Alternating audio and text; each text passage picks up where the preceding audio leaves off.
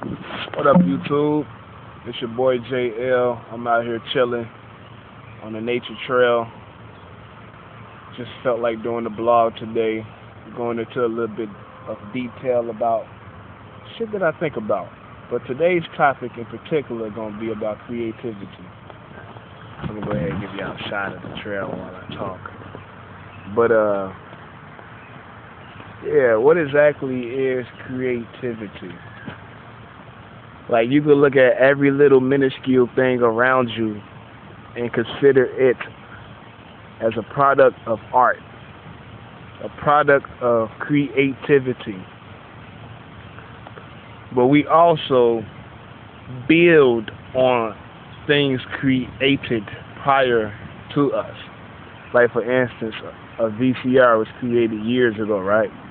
And then eventually, later on down the line, somebody came up with the idea of how to create a DVD player, for instance, you know what I'm saying, or like a Sega Genesis, and how it like gradually evolved to a more complicated game system, but each creation was built on top of each other. And that's just not with those two examples, that's with anything. It could be something physical or tangible, it could be a fucking idea, you know what I'm saying?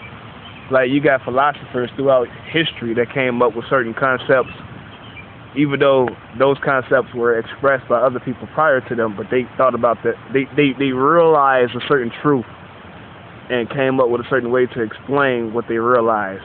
But then they also thought further into that truth and discovered other things that were probably like looked over and shit like that. So they basically built on that idea. And that's what I mean when I say it could be like a concept or it could be something real physical. But it's also displayed in music. Like one of the classics that I really appreciate is "Through the Wire" by Kanye West. I think the beat is hot, I think the hook is right, and I think his lyrics is on point. It also came at the perfect time. Now, a lot of people share my sentiments when it comes to that song. You know what I'm saying? It's dope. But if you really break it down, it's a creation from Kanye West, but he sampled the instruments from Shaka Khan. But I wouldn't say like he stole her fucking style or he's biting her, you know what I'm saying? Because a lot of producers do that, not just Kanye West. Most producers do that, whether you're in the industry or you're some like independent underground producer or some obscure dude making beats in his basement or some shit. You know what I'm saying? Every last one of these producers mostly incorporate instrumental elements from other songs. And a lot of times it complements the sound they're trying to produce. And they come up with classics. You know what I'm saying?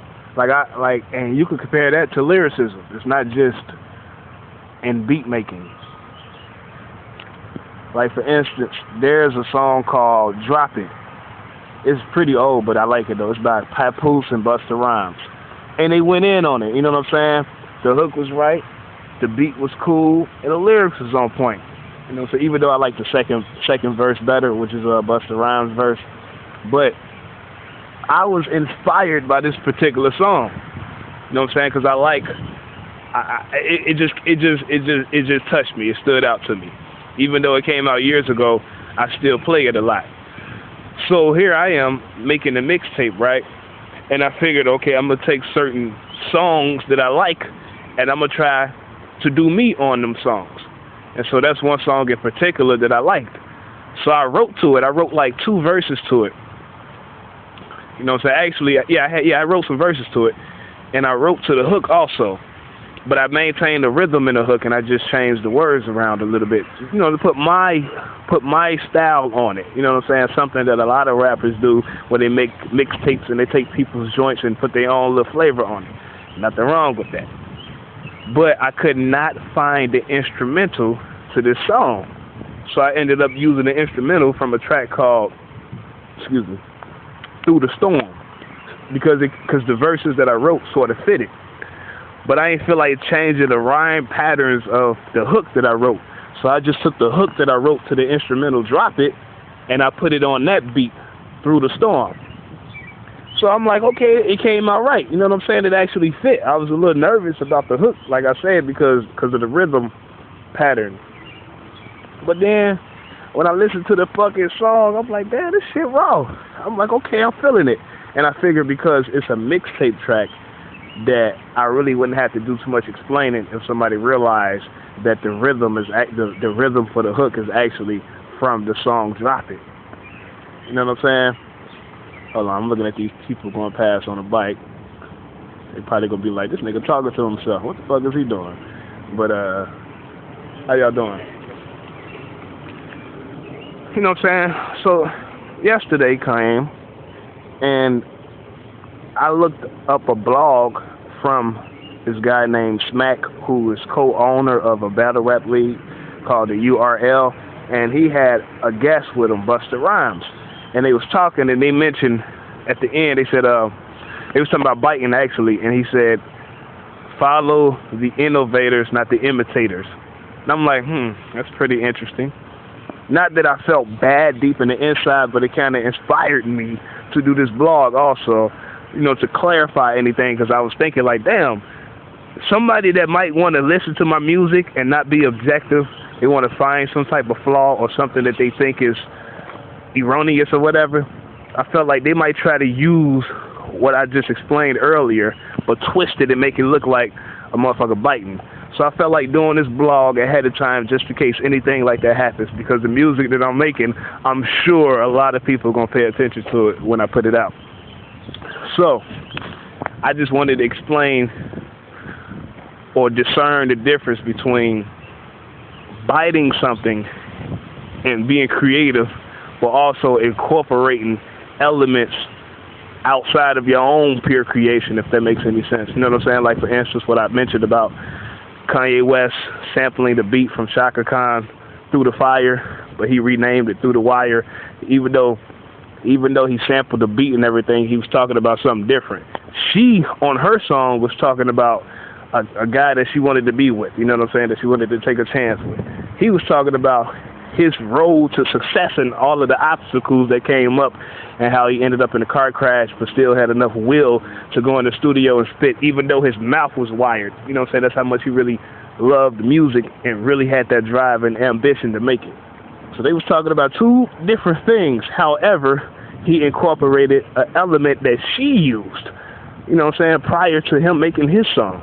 But that doesn't take, in my eyes, it doesn't take away from his creativity. You know what I'm saying? So I liken the song I did to that. Even though Papoose and Busta Rhymes,